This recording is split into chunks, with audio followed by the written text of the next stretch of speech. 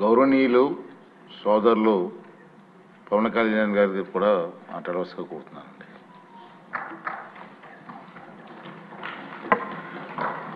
అధ్యక్షుల వారికి హృదయపూర్వక నమస్కారం సార్.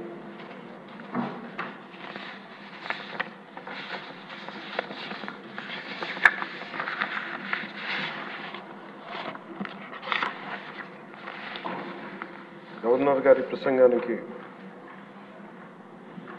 ధన్యవాదాలు చెప్తూ ప్రవేశపెట్టిన తీర్మానాన్ని జనసేన పార్టీ తరఫు నుంచి నేను కూడా బలపరుస్తున్నాను అధ్యక్ష. ఆద్యంతం గవర్నర్ గారు ప్రసంగ పాఠంలో తన కీలకమైన నాకు 3 అనిపించినాయి. ఒకటి, మనం వారసత్వంగా ఏమొచ్చింది, మనకి ఏం ఆశించబోతున్నాం, భవిష్యత్తులో ఎలాంటిదా ఆశించబోతున్నాం, కలెక్టివ్గా మనందరం కలిసి ఈ రాష్ట్రాన్ని ఈ కూటమి ద్వారా ఎలా ముందుకు తీసుకెళ్ళాలి అనేది 3 చాలా స్పష్టంగా చెప్పారు. గవర్నర్ గారి ప్రసంగంలో చాలా ప్రత్యేకించి చెప్పింది ముందస్తుగా ఆంధ్రప్రదేశ్ రాష్ట్రం ఏర్పడటానికి పొట్టి శ్రీరాములు గారి త్యాగ ఫలితం, తద్వారా భాషా ప్రయుక్త రాష్ట్రాలే ఏర్పాటు కావటం. అలాగే దానికి ఇంకొకటి నాకు అనిపిస్తుంది అధ్యక్ష, పింగళి వెంకయ్య గారు కూడా అంటే ముఖ్యంగా ఆంధ్రప్రదేశ్ నుంచి వచ్చిన పొట్టి శ్రీరాములు గారు కానీ మువ్వెన్నెల జెండాను రూపొందించిన పింగళి వెంకయ్య గారు కానీ దేశాన్ని ప్రభావితం చేసే స్థాయి వ్యక్తులు. ఒకరి త్యాగం వల్ల భాషా ప్రయుక్త రాష్ట్రాలు ఏర్పడితే ఇంకొకరి రూపకల్పన వల్ల దేశానికి జెండా వచ్చింది. ఇలాంటి గొప్ప మహానుభావులు పుట్టిన నేల. దామోదరం సంజీవి గారు లాంటి మహానుభావులు సంస్కరణలు తీసుకోవాలి, అలాంటి వారు గొప్ప సంస్కరణలు తీసుకొచ్చిన నేల ఇది. పివి నరసింహారావు గారు, అలాగే శ్రీ ఎన్టీ రామారావు గారు, వీరందరి పరంపరలో ఎప్పుడు ఆంధ్రప్రదేశ్ ముందుకెళ్తూనే ఉంది. అలాగే ఈరోజు ముఖ్యమంత్రి వారి గౌరవ ముఖ్యమంత్రి శ్రీ చంద్రబాబు నాయుడు గారు లేరు, వారి గురించి కూడా చెప్పాల్సి ఈ సందర్భంలో. ఆంధ్రప్రదేశ్కి ఎవరన్నా రావాలి అనుకుంటే ముందస్తుగా చంద్రబాబు గారు పాలన స్టార్ట్ చేసినప్పుడు, ఆయన ముఖ్యమంత్రిగా ఉన్నప్పుడు ప్రతి ఒక్కరూ మేము వచ్చి ఆంధ్రప్రదేశ్కి వచ్చి పని చేయాలి, ప్రతి ఐఏఎస్ అధికారి, ప్రతి ఐపీఎస్ అధికారి తపన పడేవారని నాకు ఢిల్లీలో చాలామంది ఐఏఎస్ అధికారులు చెప్పారు. అలాంటి అద్భుతమైన పాలన, ఛాలెంజెస్ని అధిగమించి ఆంధ్రప్రదేశ్ని అభివృద్ధి దిశగా తీసుకెళ్లారు. ముఖ్యంగా ఆయన బాగా నచ్చే అంశం నాకు ఆయనలో ప్రత్యర్థులను కూడా గౌరవించే గొప్ప గుణం. మొన్న ఈ మధ్యన మాకు చెప్తూ కూడా రాజశేఖర రెడ్డి గారి గురించి చెప్తూ ఆయన గురించి కూడా, ఆయన ఎంత ప్రత్యర్థి అయినప్పటికీ కూడా ఆయన గురించి కూడా మంచి వాక్యాలు చెప్పి ఆయన చేసిన మంచి పనిని కూడా చెప్పే సహృదయం ఉంది నారా చంద్రబాబు గారికి. వాటి నుంచి తీసుకోవాలి, ఇది మేము నాలాంటి వాళ్ళు నేర్చుకోవాలి, అలాంటి యంగ్స్టర్ మాకు కొత్తగా వచ్చిన వాళ్ళు నేర్చుకోవాలి. అలాగే కర్నూలు 1953లో కర్నూలు రాజధానిగా వచ్చింది. ఎప్పుడు మనకి ఇన్ని సంవత్సరాలుగా, ఇన్ని దశాబ్దాలుగా ఇంకా కొట్టుకుంటూనే ఉన్నాం. అన్ని రాష్ట్రాలు ఏర్పడ్డాయి, భాషా ప్రయుక్త రాష్ట్రాలు ఏర్పడ్డాయి. దేశం అంతా ఎవరికి రాజధాని వచ్చింది, ముందుకెళ్ళిపోయారు, అభివృద్ధి చెందారు. కానీ మన ఆంధ్రప్రదేశ్కి వచ్చేటప్పటికి కర్నూలు రాజధానిగా ఏర్పడింది. కాదని చెప్పి మళ్ళీ తెలంగాణలో కలిపారు. కొన్ని దశాబ్దాల తర్వాత మళ్ళీ విభజన జరిగింది. మళ్ళీ రాజధాని కోసం ఎత్తుక్కుంటూనే వచ్చాం. కింద మీద పడి 14 నుంచి 19 చాలా కష్టంతో ఒక రాజధానిని అత్యంత ఖర్చుతోటి నిర్మించే దశలో ఉండగా పరిస్థితుల్లో అనుకూలించగా గత ప్రభుత్వం వచ్చింది. వాళ్ళు 3 రాజధానులు తీసుకొచ్చారు. ఎప్పుడు కూడా ఇన్ని సంవత్సరాలు, ఇన్ని దశాబ్దాలుగా మనకు స్థిరమైన రాజధాని అనేది ఒకటి లేదు. అది బేసిక్గా అది కేంద్ర బిందు ఒక అభివృద్ధికి, ఒక రాష్ట్రానికి.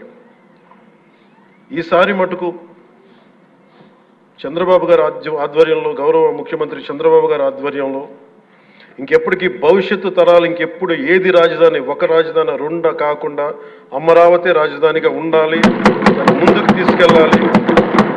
దానికి మేమందరం సహకరిస్తామని ఈ సందర్భంగా మీకు తెలియజేసుకున్నాం అధ్యక్ష.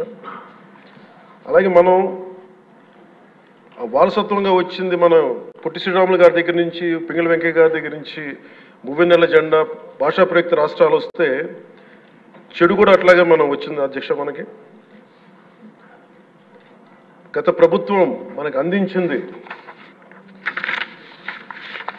కీలకమైన పోలవరాన్ని పూర్తి చేయకపోవటం, సకాలంలో పోలీసులకు కానీ మిగతా ఉద్యోగులకు కానీ జీతభత్యాలు ఇవ్వలేకపోవటం, అన్ని డిపార్ట్మెంట్స్లో నిధులు మళ్లింపు, కనీస రోడ్లు కానీ బ్రిడ్జెస్ కానీ మౌలిక సదుపాయాలు లేకుండా చేయటం, రివర్స్ టెండరింగ్ అని కానీ వ్యవస్థలను నిర్వీర్యం చేయటం, సహజ వనరుల దోపిడీ, ఎర్రచందనం దోపిడీ, ఋషికొండ ఇలాంటి వైజాగ్లో ఎర్రమట్టి దిబ్బల్ని అడ్డగోలుగా నాశనం చేసేయటం, మద్యం ద్వారా కూర్చోబెట్టి అరాచకాలు చేయటం, పెట్టుబడులు వద్దామని ఎవరైనా వస్తుంటే వాళ్ళు భయపెట్టేసి రివర్స్ టెండరింగ్ అని చెప్పి వారిని పారిపోయేలా చేయటం పారిశ్రామికవేత్తలని.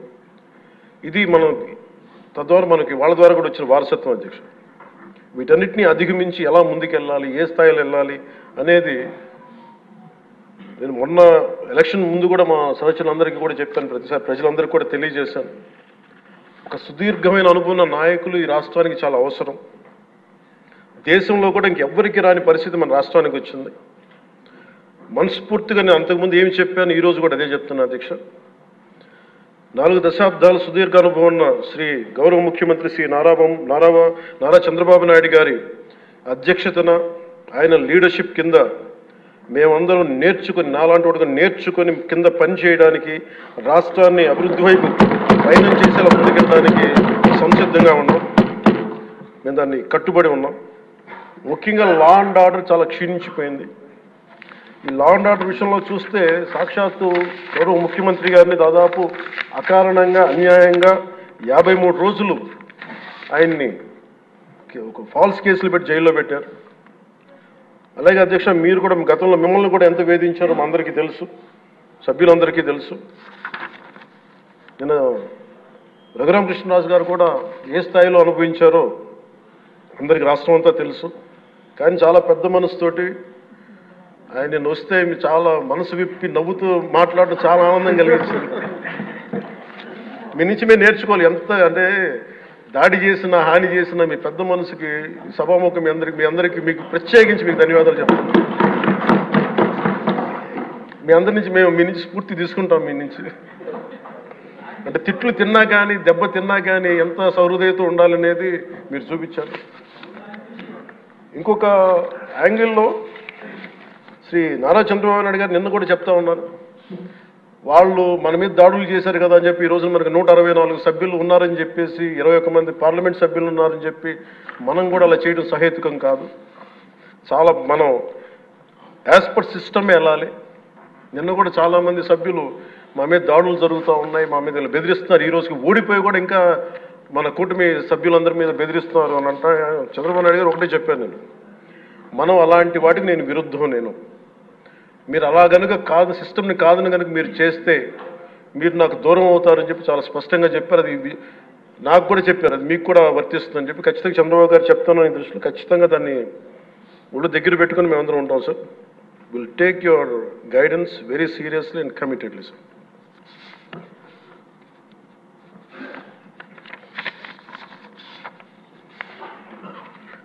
అలాగే కేంద్ర నాయకత్వం నిన్న ఈరోజు ఇందాక న్యూస్లో చూసిన అధ్యక్ష, 15,000 కోట్ల రూపాయలు మన ఏ అమరావతి లేకుండా ఈరోజు వరకు ఇబ్బంది పడతాం, అలాంటి అమరావతికి కేంద్ర మంత్రి మన నాయకులు గౌరవ ప్రధానమంత్రి శ్రీ నరేంద్ర మోదీ గారు బడ్జెట్లో ఈ రోజున 15,000 కోట్ల రూపాయలు అమరావతి కోసం రిలీజ్ చేసినందుకు సహృదయంతో మనస్ఫూర్తిగా కూటమి తరఫున మా అందరి తరఫున కూడా వారికి ధన్యవాదాలు తెలియజేస్తాం అధ్యక్ష.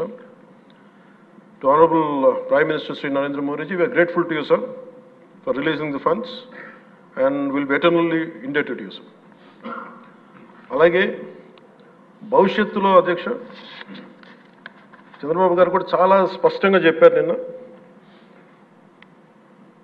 ప్రభుత్వంలో భాగస్వామ్యంలో ఉన్న కార్యకర్తలు కానీ మా సహచర ఎమ్మెల్యేలు కానీ మీరు వ్యక్తిగతంగా ఏ తప్పులు చేసినా అది ప్రభుత్వం మీద పడుతుంది. అలాంటి తప్పులు జరగకుండా చూసుకోండి.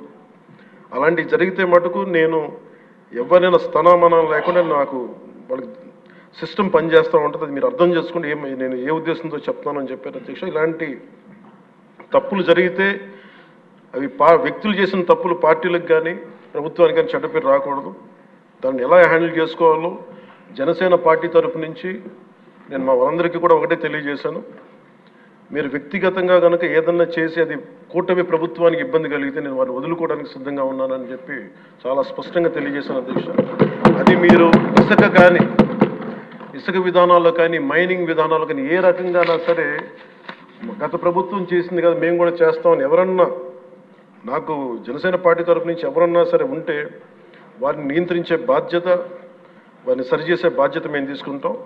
అలాగే చట్టపరమైన తప్పు జరిగితే చట్టపరంగా ఎలాంటి చర్యలు తీసుకోవాలో అది మాకు కూడా అప్లై చేయండి. నాతో సహా మేము తప్పు చేస్తే నాతో సహా ఆ చట్టాలు నాకు కూడా అప్లై చేయండి. ఎవరు దీనికి అతీతులు కాదు. దీనికి ముఖ్యంగా ఈ 5 సంవత్సరాల కాలం ఇది హాలిడే కాదు ఎవరికి. మన ముఖ్యమంత్రి గారు కూడా చెప్తా ఉన్నారు, ట్రాఫిక్ జామ్స్ ఎంతసేపు జరుగుతున్నాయి, ఈ ప్రోటోకాల్స్ ప్రకారం సెక్యూరిటీ హ్యాజర్డ్స్లో ఎంతసేపు ట్రాఫిక్ నాపుతున్నారు, ఒక 2-3 నిమిషాల మించి ప్రజలు ఇబ్బంది పడకూడదని పదే స్పష్టంగా చెప్తా ఉన్నారు. అలాగే మన ఎస్కార్ట్ సెక్యూరిటీ వల్ల సామాన్య ప్రజలు ఇబ్బంది పడకూడదని మాకు దృష్టికి తీసుకొచ్చారు. ఖచ్చితంగా దాన్ని మా కింద అధికార యంత్రాంగాన్ని మొత్తానికి తెలియజేశాను సార్. అలాగే ఈరోజు మనకున్నది భవిష్యత్తు బాధ్యత. ఇది కేవలం ఈ హౌస్లో ఉన్న వ్యక్తులకే కాదు అధ్యక్ష, ఇంక్లూడింగ్ బ్యూరోక్రాట్స్కి. గత ప్రభుత్వం చాలా అవుట్రైట్ తప్పులు చేస్తూ ఉంటే కూడా బ్యూరోక్రసీ చాలా వరకు చాలా నిర్లిప్తంగా ఉండిపోయారు అధ్యక్ష. ఒక్క ఐఏఎస్ అధికారి ఏసార్లు రివ్యూ చేసిన ఒక్క ఐఏఎస్ అధికారి పేరు చెప్తా ఉంటారు. ఈ రోజున ఐఏఎస్ అధికారి ఏ శిక్ష పడకుండా వెళ్ళిపోయాడు. ఇలాంటి పరిస్థితులు జరుగుతూ ఉన్నాయి. So bureaucracy also has to take responsibility. And of course media ఏ సమస్యని హైలైట్ చేయాలి, ఏ సమస్యని హైలైట్ చేయకూడదు, ఏది ప్రజలకు అవసరం అనేది మీడియా మీద కూడా బాధ్యత ఉంది అధ్యక్ష. అలాగే సామాజిక మాధ్యమాలని స్థాయి దాటి మాట్లాడితే వారికి ఎలాంటి వాళ్ళని ఎలా పరిమితం చేయాలనేది కూడా ఒకసారి హౌస్ అందరూ ఆలోచించాలి. ఒకసారి దీని మీద ఒక విధి విధానాలు రూపొందించాలని కోరుకున్నాను అధ్యక్ష. అలాగే ముఖ్యంగా ఇక సభలో ఉన్న మా సహచర ఎమ్మెల్యేలు, గౌరవ ముఖ్యమంత్రి గారు, మేమందరం కూడా వీఆర్ ఆల్ కమిటెడ్ సార్. రాష్ట్ర భవిష్యత్తు కోసం, పునర్నిర్మాణం కోసం మేము సర్వం త్యాగం చేయడానికి సిద్ధంగా ఉన్నాం. తప్పులు జరిగితే వ్యక్తులు తప్పులు అవుతాయి కానీ పార్టీలు తప్పులు అవ్వం. సో ముగింపు వాక్యాలుగా అధ్యక్ష, కవి సామ్రాట్ శ్రీ విశ్వనాథ్ సత్యనారాయణ గారు చెప్పిన మాట ఒకటి అధ్యక్ష, అన్ని అనర్థాలకి మూలం మానవ ప్రవృత్తి హేతువు కానీ, వాని జాతి కానీ, కులం కానీ, మతం కానీ, ప్రాంతం కానీ కాదు.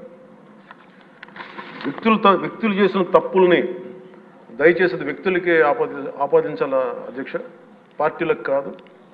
అలాగే ఈ క్రమంలో తప్పులు చేస్తే విధి నీతిలో ఒకటి చెప్తారు,